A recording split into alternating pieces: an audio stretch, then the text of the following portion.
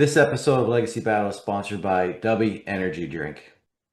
W Energy is a more affordable and healthy sports drink option with over 10 plus flavors, no artificial fillers or dyes, made to prevent crashes, jitters, and angst. Go to www.wdubby.gg and order your sports drink today. Put in the promo code Legacy Battle for a 10% discount. Thank you for watching.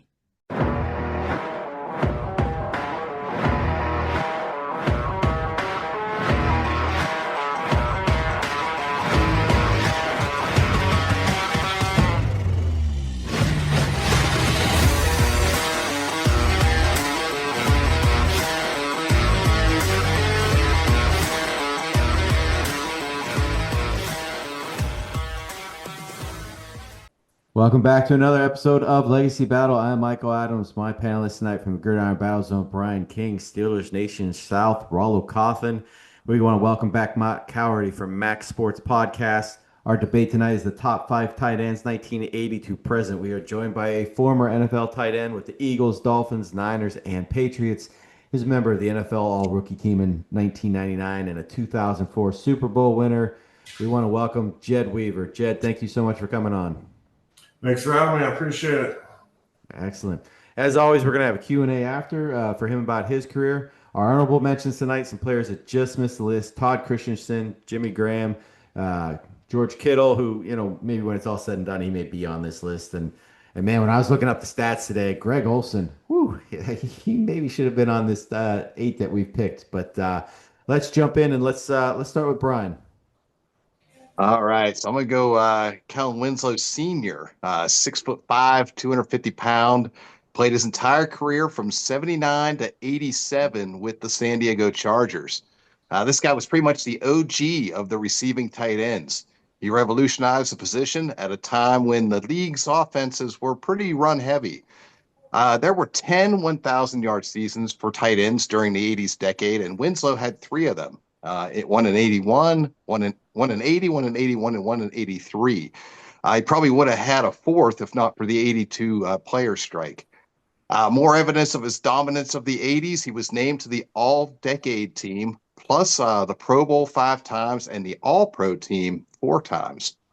All-time for tight ends, Winslow's 15th for receiving yardage, 15th for receptions, 20th in touchdowns. But keep in mind, he only played 109 games. That's about half of what Ozzie Newsome played in.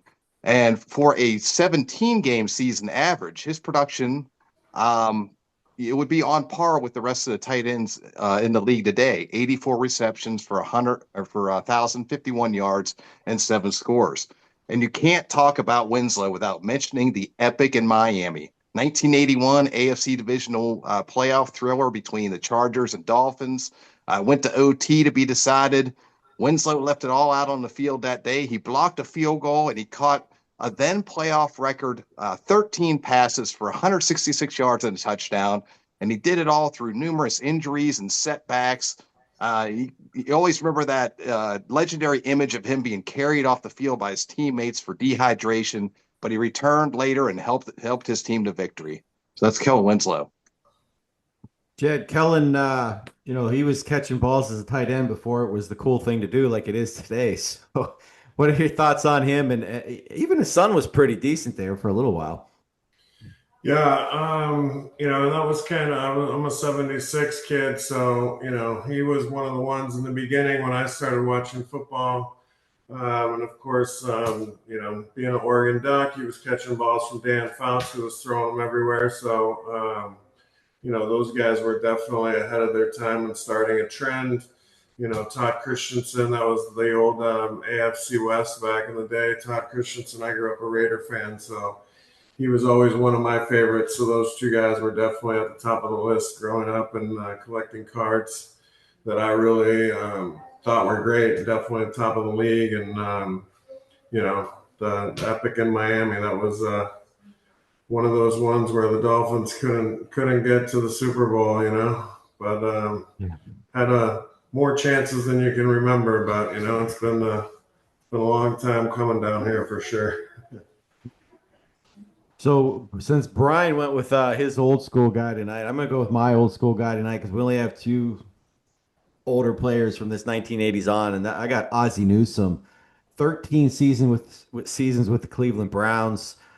I kind of feel bad for that, but the Browns were pretty good during his time period. They made a couple AFC Championship games there, and they were in the playoffs like 8 times or something when he was a member of that team. So he was a three-time Pro Bowler. 1999, he went into the NFL Hall of Fame.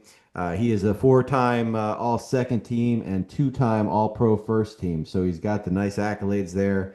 Ossie was a model of consistency, being named to the All 1980s NFL team. He was a total team player, solid blocker, super intelligent, which I'll get to that in a second. Had speed and good hands. And his leadership is something that he is most revered for. And of course, after his playing days, he became the NFL's first African American general manager in 2002. And he put together two Super Bowl winning teams there for Baltimore. Being a Steelers fan, that's kind of the enemy, but hey, kudos to that. But super intelligent, super good on the field. He had Bernie Kosar thrown to him. I don't know if it's more difficult catching those sidearm throws or not, but he was able to pull those in a lot of times there. So, Jed, your thoughts on Ozzie Newsome? Another one, I remember, I grew up in a small town in Oregon, so, the games we saw a lot of Seahawks for sure up there, but, the playoff games, those epic battles with the Broncos were always great. And, I've become friends with Bernie Kosar down here and seen him a couple times back and forth. We hung out in Canton when Zach Thomas went in the Hall of Fame. That was great. And, those teams, it's a bummer they didn't get to at least one of those Super Bowls. But, he was definitely top of the class and true professional and done an amazing job in Baltimore and a couple of rings there. So he's not empty-handed. Yeah. All right, let's go to Rollo. Who's your first player? So I'm gonna go Travis Kelce from Westlake, Ohio, better known as the boyfriend of Taylor Swift. uh, He was drafted in 2013 in the third round by KC out of the University of Cincinnati, but he was widely considered one of the best tight ends in that draft. He kind of fell a little bit because he had a marijuana charge that made his draft stock fall. But he was drafted in the third round in 2013. He did get injured in the preseason, which limited his availability, and then he wound up having microfracture surgery in that season. He missed the rest of the season in 2013 too. He only played one snap. But he would show his talent in 2014, only 862 yards on 67 receptions and 5 touchdowns. But in 2016, he would start a run of 7 straight 1,000-yard seasons where he would also catch 59 touchdowns and average 96 receptions per season during that span. That 7-year run, he's the all-time leader in 1,000-yard receiving yards, consecutive 1,000-yard receiving yards by a tight end. He also has most receiving yards in a season by a tight end, which he accomplished in 2020 with 1,416 yards. He is the Chiefs' all-time leading receiver in receiving touchdowns. He is third all-time by any tight end for receptions and receiving yards. He's fifth in receiving touchdown and is the all-time leader in the playoffs. He is the all-time leader in the playoffs with 178 receptions. He's a 3-time Super Bowl champion. And like I mentioned before, he is the boyfriend of the biggest pop star in the world. Put him on your list. Jed, how much do you think he has left in the tank? He's getting up there. Was he 35, 36 now? And I don't know if the publicity is good for him or not, but it seems to be working. Yeah, I think obviously when you have someone as good as Mahomes calling the plays and looking for you, that the opportunities are abundant out there. I think he's in my mind, he's probably one of the top 3 tight ends ever. And, it's last year. I think you could tell he was a little bit tired and doing everything that he possibly could in the off season and going on the road and watching concerts in Brazil and all that other stuff. So it seems like he's been a lot more focused and a lot more toned down this off season. So I think it's, I mean, the one thing about him, and I think that kind of really separates guys now, which I would say is one thing with George Kittle, is he can handle himself on the end of the line of scrimmage. So many guys don't even have to put their hand in the dirt anymore and just run around and catch passes, which would have been nice. But when you can have a guy that can do both,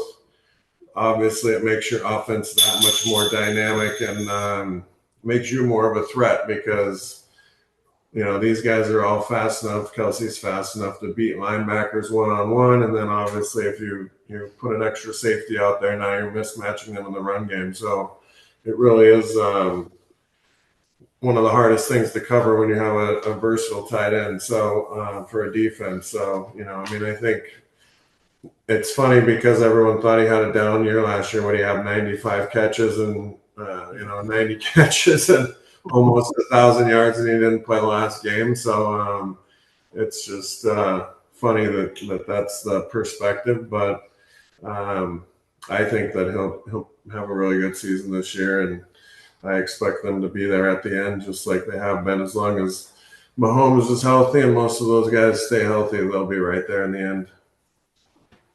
Matt, who's your first tight end?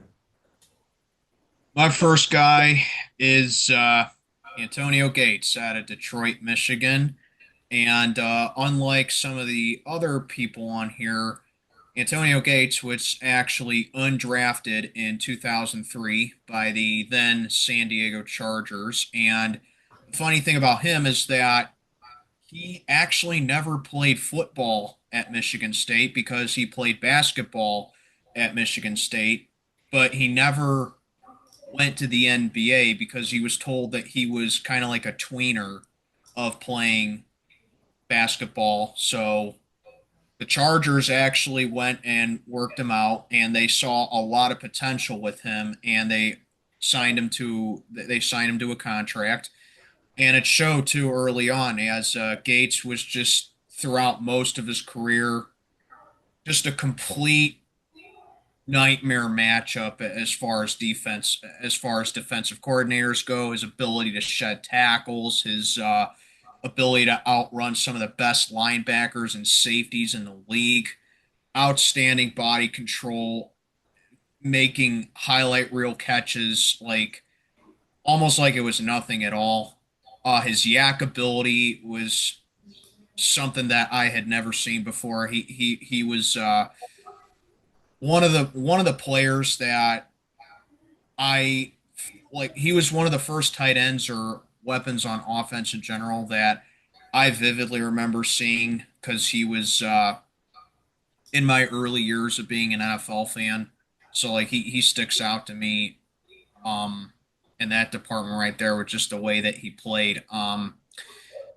With his 2005 season, I remember that he was actually holding out with the Chargers because he wanted a contract extension, and they ended up giving him one. They gave him a 6-year contract worth up to I think 24 million, and it showed. And his productivity with the team showed because the Chargers still had Drew Brees at quarterback at the time. And then when Brees went to the Saints and Philip Rivers took on kind of like the game manager type role for his first couple seasons with the Chargers, Gates was his go-to guy, and that got him Pro Bowl nods. It got him first team All Pro nods. And I remember, I think it was in 2009 when the Chargers were playing the Steelers on Sunday Night Football. The best game that I remember Antonio Gates having in his career came against the Steelers in that game. He caught 9 passes for over 124 yards receiving. The Steelers won that game, but I remember Gates just going off in that game. And obviously he holds some records as well with the franchise and with tight ends as well. He is seventh all time in tight ends with 500 or more receptions. He was the ninth player and the second tight end ever with at least 100 touchdown receptions. And he had the most receiving touchdowns by a tight end with 116. And that got him into the Hall of Fame in 2023 or 2022, I believe it was. But he is in Canton, rightfully so. Jed, what's your take on Gates? He was great. We were playing at the same time, so I got to see him in person. I didn't play against the Chargers too many times, but we practiced against them in Miami one time for the preseason. And for him to be able to transition from basketball, one thing you said is like yards after the catch, and really like being able to break tackles and being as physical as he was without playing football. Is like to me it's a good example of everyone thinks like for your son to play in the NFL they should be playing tackle football from their earliest age as much as possible, and he is the perfect example of if you like the contact you can be successful at the game. You don't need to get used to it by playing 10 years before you get to high school, so him and like Julius Peppers is another guy that didn't. I think he played a little tiny bit in college, but he was a basketball guy. And those guys were two of the highest paid players at the time in the league. They didn't even play in high school and a little bit in college, So I always tell people that with young kids that are asking about sports or football and all of that, But yeah, he was a great player, and it's. These guys you look at, I think, one reason that people love football so much and one reason I love it so much is it is the ultimate team game. These guys are, you look at the quarterback and you look at the running back, he's playing with LT, and he's arguably one of the top three running backs ever. And then you got a good quarterback, and, those three guys can all feed off of each other and be successful. And Drew obviously has so many records. He'll be in the Hall of Fame. I think he's eligible next year. It's his first year, so they're all going to be there, and rightfully so. So it was cool that Gates got in this year, and much deserving. So he was a great player. Brian, your final player. All right, I got Shannon Sharpe, 6'2", 228, out of Savannah State, 1990 to 2003 with Denver, with the exception of 2000 and 2001 when he was with Baltimore. So let's start with the all-time list for tight ends. Sharpe is fifth in receiving yards, eighth in TDs, and fifth in receptions. It should be noted that Sharpe played earlier than many of the tight ends that we're talking about tonight. So if you take his era into account, his stats are even more impressive. How much did he dominate his era compared to his contemporaries? Well, during the decade of the 1990s, there were 4 1,000-yard seasons turned in by NFL tight ends, and 3 of them were by Shannon Sharpe. The accolades are impressive too. 5 All-Pros, 8 Pro Bowls, and he is the starting tight end on the NFL's 1990s All-Decade team. Sharpe was a big part of 3 Super Bowl champion teams as well, 97 and 98 with the Broncos, and he was able to help the Ravens produce just enough offense to get a ring in 2000, including an NFL postseason record 96-yard TD reception versus the Raiders. Sharpe also had a couple of other items in his toolbox. He could trash talk with the best of them, many times giving himself a psychological advantage. And he could block pretty well, too, despite being undersized for the position. But Shannon Sharpe, he really took the tight end position to a whole new level of importance in the NFL passing game. Were you surprised, Jed, because of his size that he wasn't a wideout like his brother? Yeah, but he's definitely a fast tight end, but a slow receiver, and Sterling wasn't a very fast guy either. So, like for a guy like Shanahan, obviously with Brent Jones in San Francisco, going all the way back there, and Mark Chmura in Green Bay, and all the other great tight ends. If you can get a guy that's one of the funny things about, because I actually signed in Denver in '04 and was there in the off season, and um, it was just, the tight end coach was hilarious, but it was like, we get after people here, and then we're watching tape, and sometimes, on a run play away, Shannon would just like, sometimes he'd just dive at the guy's ankle and fall on the ground, like not even really even try to cut the guy or anything. And it's like, you're yelling at me about being physical, and we're watching tape, and this is the example you're putting up here. But of course, then the next play catches a 60-yard touchdown, so it all evens out in the end, And the Raider game, that obviously that year I was playing those years, and we actually played the Dolphins. That was the year we went out and played Oakland. It was the first playoff game in like 35 years since they had left, and we got smoked that game. But that was the next week when Sharpe took that slant pass. They had a zero blitz, and he broke a tackle and was gone for 96 yards. I remember that. So. And then, obviously that was the year they won. So, but yeah, I mean, unbelievable. Like, couldn't have a greater mismatch on linebackers in the middle of the field than that guy running around. So my final tight end tonight is the Gronkowski. Something I want to say about Gronk before I get into his stats here is he was, when he caught the ball after the catch, I feel like he was one of the most physical tight ends of all time when it came to after the catch. On the line, he wasn't bad, but after the catch, this guy would try to just like run over you. But in only 143 games played, he is sixth all time in yards at tight end. That's a lot less games than a lot of these guys tonight. But his 15 yards per reception is tops tonight. It's actually second all time. Gronk made 5 Pro Bowls and his 4 first-team All-Pros. So he's got the accolades as well. He won the Comeback Player of the Year. He's on the All 2010 NFL team. He's also on the NFL 100th anniversary all-time team. So kudos to that. And of course, he's got the 4 Super Bowls, 3 with the Patriots and 1 with the Buccaneers here in Tampa. Gronk, he retired for a year, came back, and was still great for 2 seasons. Very productive after he came back. He was the last tight end to lead the league in receiving touchdowns. And that was most by a tight end as well, with 17 in 1 season. So he was clutch, and he was the first tight end to gain 1,000 playoff yards receiving in the playoffs for a tight end. So another accolade for him. But to me, Gronk, he transcends, football. He transcends the sport. He made heights for a tight end that you could reach off of the field, bigger than any tight end that came before him.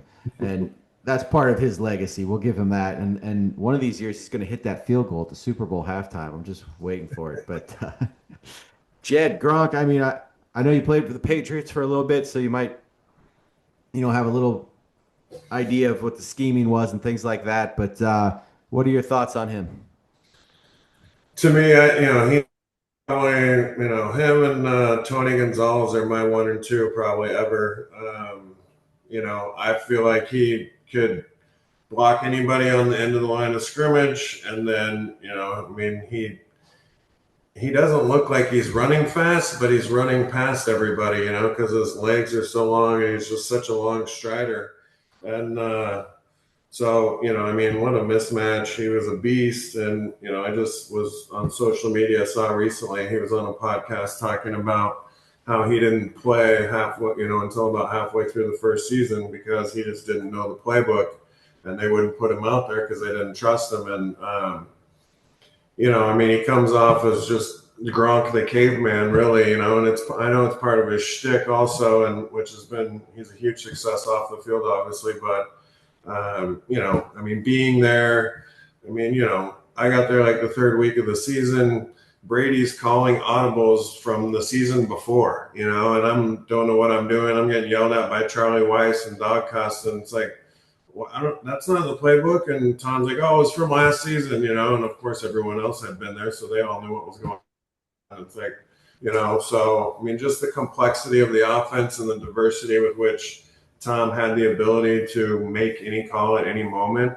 and the things that Gronk was able to do, and the motions, lining up in the backfield, motioning into the backfield, being a fullback, being a wide receiver, everything that he was able to do is just, his football IQ is off the charts, and I don't think anyone would consider, most fans wouldn't consider that, or wouldn't be able, they just think he's this big goofy guy that tried to run over everybody, but I mean, the catches that he was able to make in big situations was unbelievable. And I mean, what a beast, and any defensive coach will tell you the hardest offense to cover is double wide tight end. And that those years with him and Aaron Hernandez, Gronk was more of a threat on the line of scrimmage, and Hernandez obviously was a bigger threat in the passing game, but Gronk can outrun linebackers, and of course he's dominating in size on safeties, so you can't cover the guy, you can't match up. And if you got two of those guys,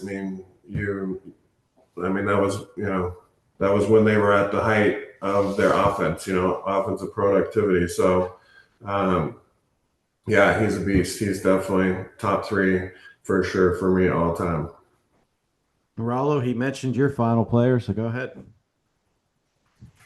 So I appreciate you mentioned him in your top three, so it's going to make it easy. Anthony David Gonzalez from Torrance, California. He went to Huntington Beach High School, where he was a two-sport star in basketball and football. He would carry that over to the University of California, where he would also play basketball, football. He would help Cal as a junior, going to the Sweet 16, averaging 6.8 points per game and 5.4 rebounds per game. And he would also, during the football season, catch 44 receptions for 699 yards and 5 touchdowns, which is over 15 yards per day, or yards per reception average. He would go into the '97 draft because they told him he had to pick football or basketball, and he obviously chose football.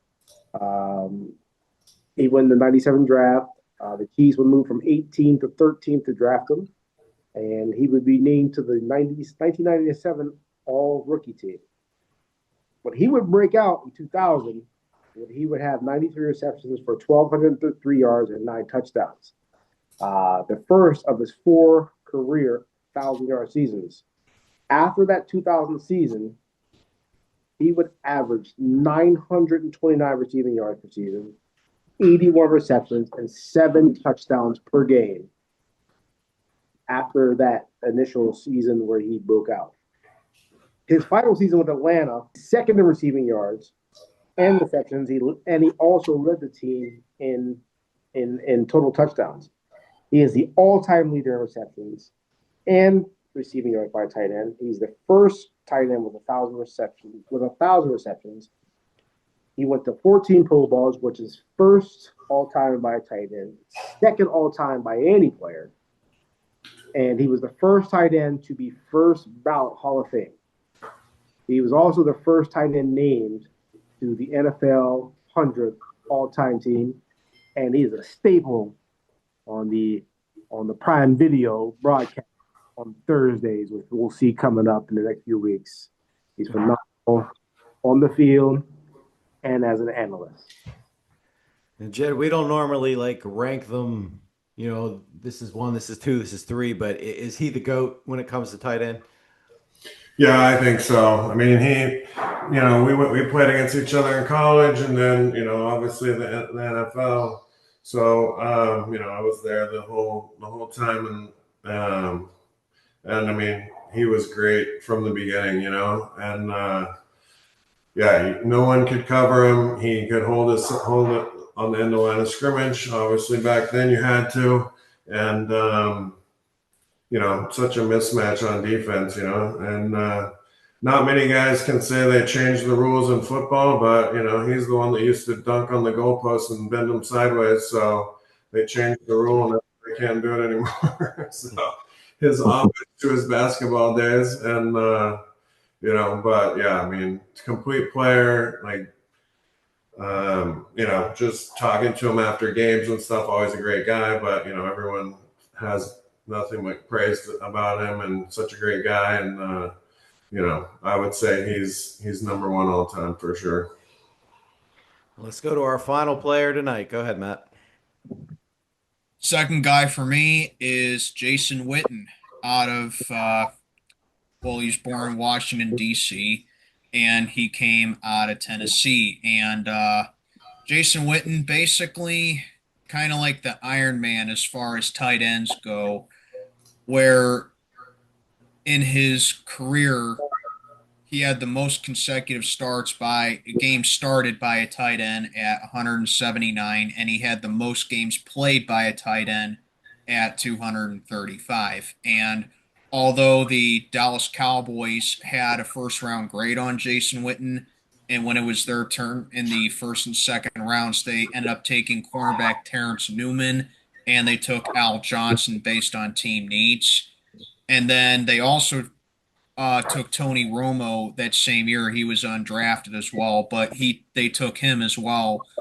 And later on, he would go on to become Jason Witten's quarterback throughout his career, as well as his roommate during their first couple times in training camp and travel games. So when Jason Witten entered the league, he was a 20-year-old rookie, and he was one of the youngest players in NFL history.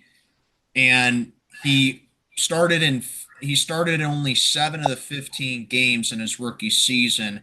And then when '04 came along, he had a really productive year with 87 catches, 122 yards, almost 1,000 yards receiving, and he had 6 touchdowns. But in my opinion, if you want to pinpoint the season to where Jason Witten truly became known as one of the best tight ends in the league, I would have to say 2007, when the Dallas Cowboys had that dynamic offense. Tony Romo was in his first full season as starting quarterback, and Witten that season had his first 1,000 yard receiving season in his career. He had 96 catches that year on 141 targets for 1,145 yards, and he had 7 touchdowns that season. And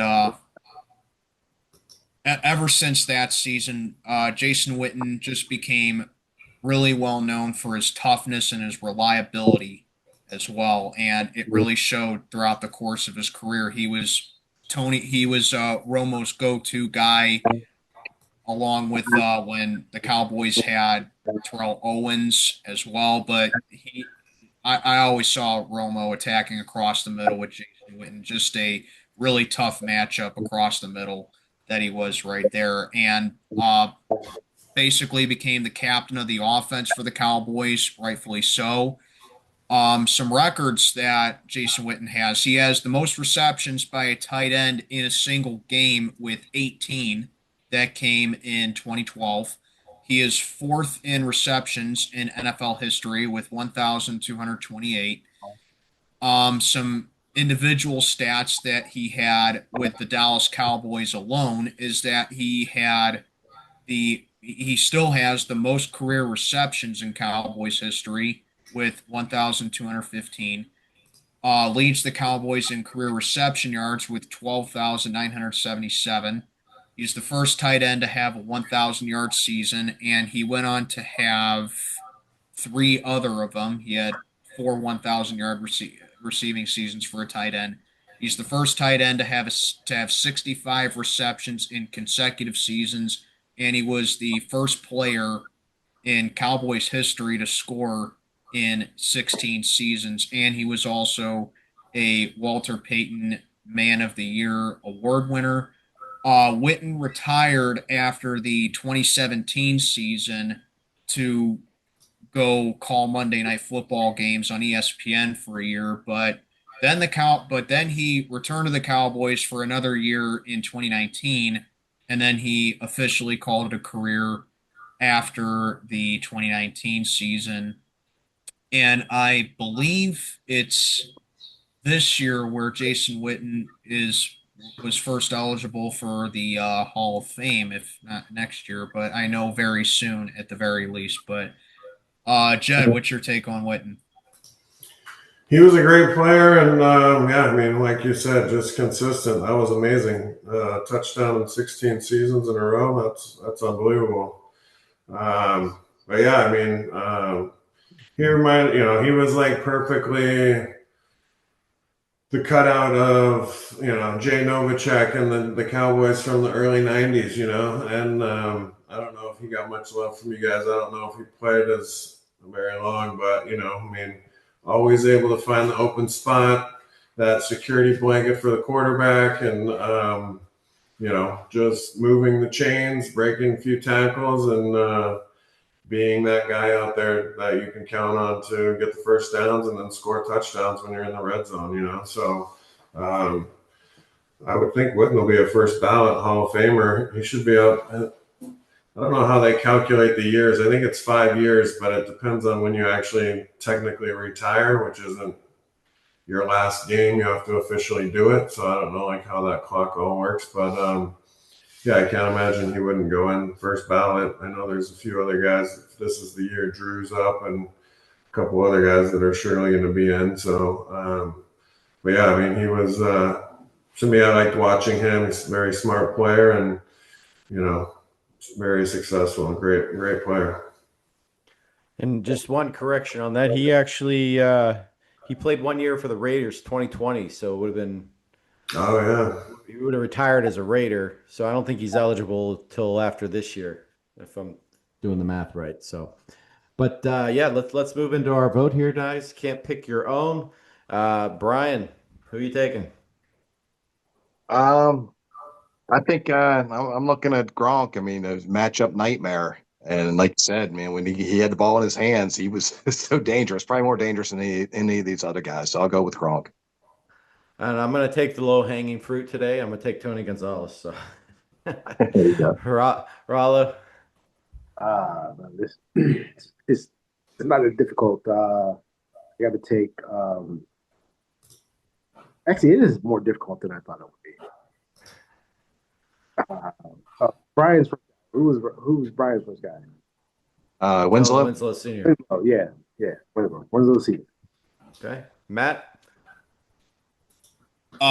If I was allowed to vote for my own guy, I would honestly say Gates, but I'm gonna lean more with Gronk as well. I mean, every time I saw Well, he's Brady already throw, taken. You got Yeah, to you take actually got to pick one who hasn't been taken. Yeah. oh, one that has been taken. Okay. Right. Um, I'll go Shannon Sharpe. I think a lot of people kind of I think when you think of some of the greatest tight ends to ever play, you think of Gronk, you think of Tony Gonzalez, you think of Gates, those guys, but I think Shannon Sharpe really kind of flies under the radar as far as great tight ends in the NFL goes. I mean, his productivity and that record that he has in the playoffs.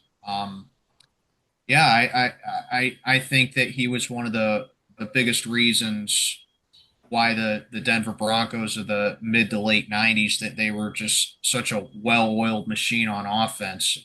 I would go with Shannon Sharpe. So, Jed, we come to you. You get all the pressure. The guys left you can pick from is Witten, Gates, Kelce, or Newsome.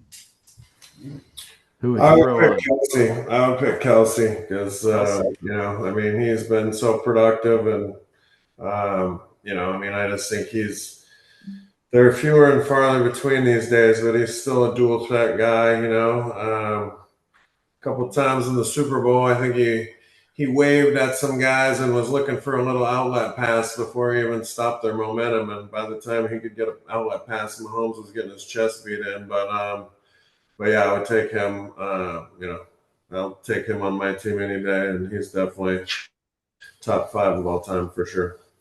Well, there you have it. Legacy Battles, top 5 tight ends, 1980 to present. Shannon Sharpe, Kellen Winslow Sr., Travis Kelce, Tony Gonzalez, and Rob Gronkowski. Nice job, guys. Let's move to our Q&A. Let's see. Rollo and Brian, you both got 2 on the list, so you both get to pick up a win here tonight. But we'll go Rollo, Brian, Matt, and me. So you're an Oregon boy. Yeah, quack attack. Nike, Oregon, synonymous with football. how much do you think that going forward with NIL that Oregon's going to pick up some of the best recruits in the country because of the NIL they have with Nike?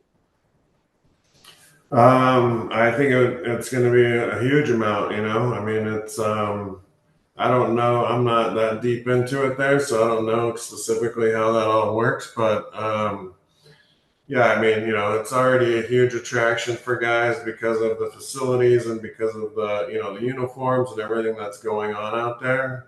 But I mean, that's just extra. There's other huge donors there, lumber guys, and so. I think the end of last season was about as bad as it could have got for us, but being in the Big Ten and being number one most of the season was really great to see. And I've been in South Florida for 25 years now, and it's always better when the Ducks are further along than the Hurricanes down here. And there's plenty of guys I get to talk trash to around the alumni and whatnot, but yeah, I mean, I think that's going to be a huge factor. And it's funny because a lot of people just say, "Oh, Nike University, whatever." But Phil Knight ran track at Oregon when the track coach was making shoes for the athletes and ruining his wife's waffle makers. So Nike is Oregon, Oregon is Nike. So it's they are each other, which is a great story and great history and all of that. So it's great to see that we've been on top now and we're staying up there. And I think now with NIL, it's only going to continue that trend. Jed, you played in San Francisco in 2003, and it was your most productive season. You played with a couple of my favorite running backs, Kevin Barlow and Garrison Hurst. And of course, there was Jeff Garcia and T.O. and Ty Streets and yourself. So that looked like a pretty fun offense to be a part of. So what was that like? It was good. Jeff got hurt that year, and then Tim Rattay came in. And he's a gunslinger, so that was awesome. I always say that was the beginning of the Garcia and T.O. divorce. So there was a lot of drama out there. It was kind of shocked for me to go from Miami, where the organization, the coaches, that was Juan Stat and Rick Spielman. They didn't want to give anyone their due because it was always like part of their negotiations for the future, So, and then, I mean, the fan base in Miami is great, but, the place doesn't get full until halfway through the second quarter. And then some people don't come back after halftime, So it's not as die-hard as San Francisco, of course, and the history is not necessarily the same. So, going out there and just having the fan base and then just the mentality of some of the players was definitely different than South Florida. But yeah, I mean, it was a fun offense. It was exciting to be out there.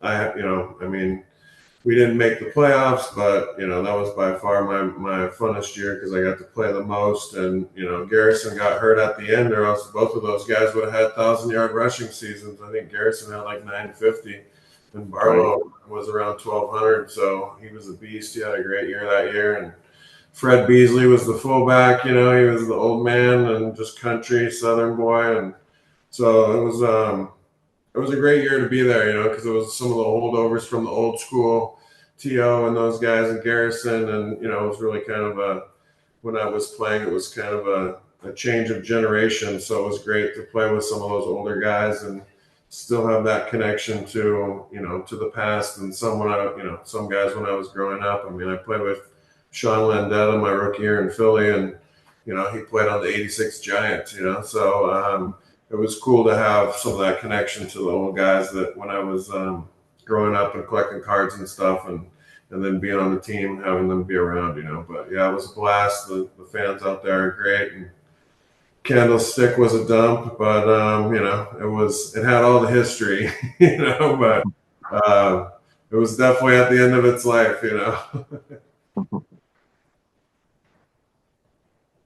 So Jed, looking at your career, seeing the teams that you were on, you were with Philly in '99 in Donovan McNabb's rookie season, and then you went to the Dolphins the year after Dan Marino retired, and then you had that year in San Francisco, and you were on the Patriots who won the Super Bowl in '04.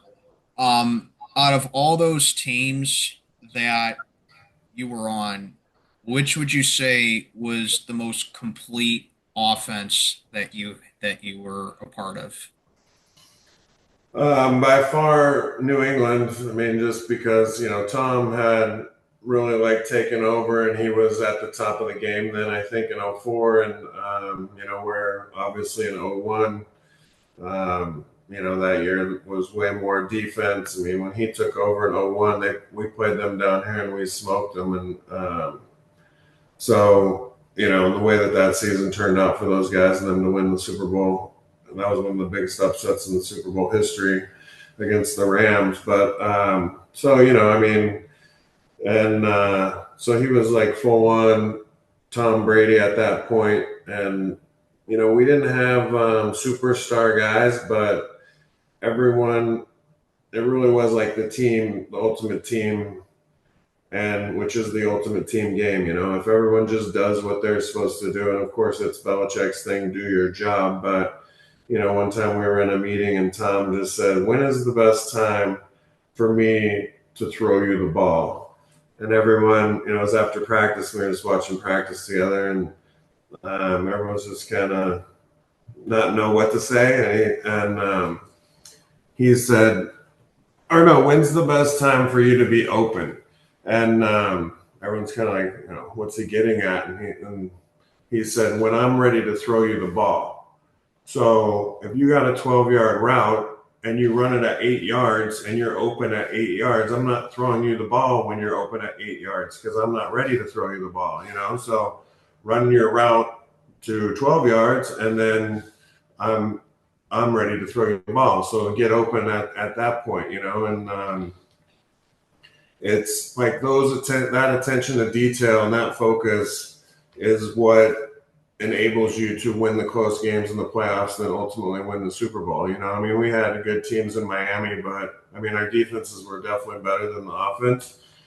But we had good offensive players, and we could score points. But the way that we prepared with Wannstedt as the coach, and just the way that it was, we had the talent to go far in the playoffs and potentially win the Super Bowl. But after being there with New England, in Miami, we wouldn't have won the Super Bowl. We didn't prepare, and the details weren't important enough coming from the top all the way down to make those plays or make those pivotal plays or limit the pivotal mistakes in those times when the game matters, and then ultimately you lose and you can't get that far. So I mean, it was obviously when you win the Super Bowl, it's a great season, but I knew Philly was going to be great. Andy Reid was an awesome coach. Even back then, that was his first year as a head coach. There's probably 20 coaches on that staff that have been head coaches. Harbaugh was there. Sean McDermott was running around, little helper guy. I mean, he wasn't even actually a coach then.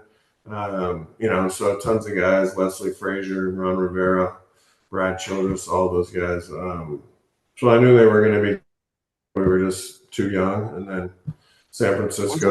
Wasn't Doug Peterson on that team too, right? Yeah. They brought Doug from Green Bay, because Andy didn't want Donovan to start that whole year. He just wanted him to learn. But that's right.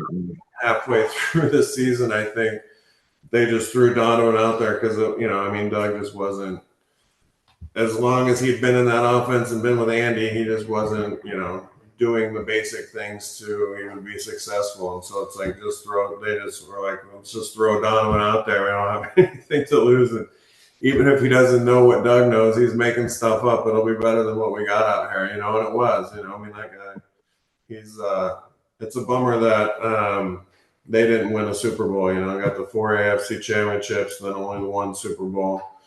Even though they cut me and I had left, and I was a little bitter about that, I was still hoping those guys could have got one, and definitely glad we beat them when we played them in the Super Bowl. So, so I got my ring. But yeah, I thought that was a bummer that Andy and Donovan didn't get a ring when they were there together.